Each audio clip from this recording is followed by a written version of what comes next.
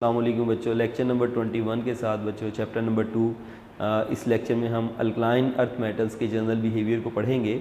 जैसे हम पिछले लेक्चर में अल्कली मेटल्स के जनरल बिहेवियर के बारे में पढ़ चुके हैं। अल्कलाइन अर्थ मेटल्स के अंदर जो शामिल हैं सेकंड ग्रुप के मेंबर्स हैं beryllium, magnesium, calcium, strontium, barium, radium. ये सब के सब अल्कलाइन अर्थ मेटल्स जो हैं ये अल्कली मेटल्स के मुकाबले में तो बहुत कम रिएक्टिव हैं, क्योंकि इनकी electron losing ability alkali metals के मुकाबले में कम है। इसीलिए ये अल्कली मेटल्स के मुकाबले में रिड्यूसिंग एजेंट भी कम है। ताहम फिर भी ये खासे रिएक्टिव हैं और इनकी रिएक्टिविटी नीचे को इंक्रीज़ करती है। इनमें सबसे कम रिएक्टिव बेरिलियम है और सबसे ज़्यादा रिएक्टिव बेरियम है।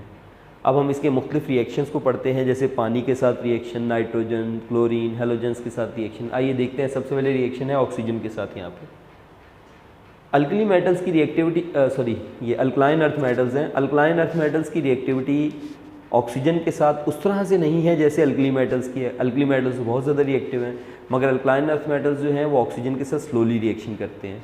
इनमें से जो सबसे पहला मेंबर बेरिलियम है वो तो एनवायरनमेंट में अगर प्लेस कर दिया जाए तो उसकी सरफेस की सिल्वरी अपीयरेंस थोड़ी सी ख़त्म हो जाती है, मगर ये बहुत ज़्यादा रिएक्टिव नहीं है। अगर आप बेरिलियम को ऑक्सीजन से रिएक्शन करवाना चाहते हैं तो आप उसको करीबन 800 डिग्री सेंटीग्रेड पे गर्म करते हैं।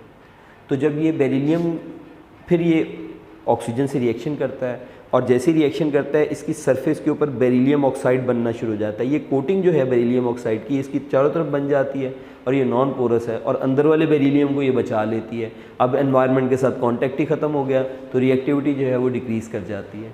इसका मतलब ये है कि बेरिलियम कम्प्लीटली ऑक्सीडाइज नहीं होता। अगर आप इसको ऑक्सीजन के एनवायरनमेंट में या ऑक्सीजन के अंदर इसको 800 पे गर्म करेंगे तो इस पर बेरिलियम ऑक्साइड की कोटिंग बन जाएगी जो उसको मज़ीद रिएक्शन से बचा लेगी, क्योंकि वो नॉन पोरस है और ऑक्सीजन को अंदर पेनिट्रेट करने नहीं देती। बेरिलियम के बाद हम बात करते हैं मैग्नीशियम की। ये इससे नीचे वाला मेंबर है, ये थोड़ा सा ज़्यादा रिएक्टिव है बेरिलियम से। मैग्नीशियम को अगर एनवायरनमेंट में प्लेस कर दिया जाएगा तो मैग्नीशियम ऑक्साइड की कोटिंग इसके ऊपर जम जाएगी और मैग्नीशियम जो है अगर आप इसको एनवायरनमेंट में बर्न करेंगे, ऑक्सीजन की सप्लाई में बर्न करेंगे या एटमॉस्फेयर में बर्न करेंगे तो ये ऑक्साइड बनाएगा। अगर इसको आप एटमॉस्फेयर में बर्न करेंगे तो ये ऑक्साइड के साथ साथ कुछ नाइट्राइड भी बनाएगा। मैग्नीशियम नाइट्रोजन से भी कुछ हद तक रिएक्शन कर जाता है। तो ये हमने दो इक्वेशंस लिखी हैं, ऑक्साइड भी बना रहा है और साथ में नाइट्राइड भी बना रहा है। ये बात ध्यान में रखिएगा कि अल्कलाइन अर्थ मेटल्स में से बेरिलियम, मैग्नीशियम, कैल्शियम, स्ट्रोंशियम ये नॉर्मल ऑक्साइड ही बनाते हैं। सिर्फ नीचे वाला बेरियम जो है ये परऑक्साइड भी बनाता है। बेरियम को अगर आप ऑक्सीजन की सप्लाई में गर्म करेंगे तकरीबन 500-600 डिग्री सेंटीग्रेड पे तो ये बेरियम परऑक्साइड बनाएगा। तो इनकी रिएक्टिविटी नीचे को इन्हांस करती है। पहले वाले मेंबर्स जो है नॉर्मल ऑक्साइड बनाते हैं, सिर्फ बेरियम जो है इनमें से परऑक्साइड बनाता है। तो हम हाई टेम्परेचर हमें प्रोवाइड करना पड़ता है। इसके बाद नीचे आ जाते हैं हाइड्रोजन के साथ रिएक्शन पे। Alkaline earth metals molten form में हाइड्रोजन से रिएक्शन करते हैं, मगर आमतौर पे हाई प्रेशर और कैटलिस्ट जो है उसकी ज़रूरत होती है। जैसे यहाँ पे एग्जांपल मैंने लिखी मैग्नीशियम की, जो कि हाइड्रोजन से रिएक्शन तो कर रहा है, हाइड्राइड बना रहा है, मगर इसके लिए मैग्नीशियम आयोडाइड हमने कैटलिस्ट के तौर पे इस्तेमाल किया, साथ में इसको प्रेशर हाई प्रेशर दिया है। इसी तरीके से नाइट्रोजन के साथ रिएक्शन कर सकते हैं। नाइट्रोजन के साथ रिएक्शन तमाम अल्कली मेटल्स करती हैं। नाइट्रोजन के साथ एक मैंने एग्जाम्पल मैग्नीशियम की दी है। सब alkali metals alkaline earth metals nitrogen के साथ रिएक्शन करती हैं, नाइट्रोजन से रिएक्शन करके नाइट्राइड्स बनाते हैं। अच्छा, इन नाइट्राइड्स का एक एडवांटेज है, ये नाइट्राइड्स जो अगर इनको हाइड्रोलाइज किया जाएगा तो इनके नतीजे में अमोनिया गैस पैदा होगी। तो ये instant source of ammonia gas है। पिछले लेक्चर के अंदर हमने हाइड्राइड्स का भी इंस्टेंट यूज़ पढ़ा था। हाइड्राइड्स को हाइड्रोलाइज किया जाए तो इससे हाइड्रोजन गैस निकलती है, जबकि नाइट्राइड्स को हाइड्रोलाइज किया जाए तो इससे अमोनिया गैस पैदा होती है। ये एक शॉर्ट क्वेश्चन के तौर पर पेपर में आ भी चुका है। इसी तरह सल्फ़र के साथ रिएक्शन से सल्फाइड बनाते हैं। सब अल्कलाइन अर्थ मेटल्स ऐसा करते हैं।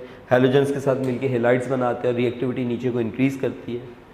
पानी के साथ रिएक्शन, अल्कलाइन अर्थ मेटल्स जो हैं वो अल्कली मेटल्स की तरह रिएक्टिव नहीं हैं और पानी के साथ इनका रिएक्शन भी स्लो है। इनमें से बेरिलियम जो है ये रेड हॉट होने के बावजूद पानी के साथ रिएक्शन नहीं करता, जबकि इससे नीचे वाला मैग्नीशियम जो है ये 100 डिग्री सेंटीग्रेड पे स्टीम से रिएक्शन करके हाइड्रोजन गैस प्रोड्यूस करता है, साथ ऑक्साइड बनाता है।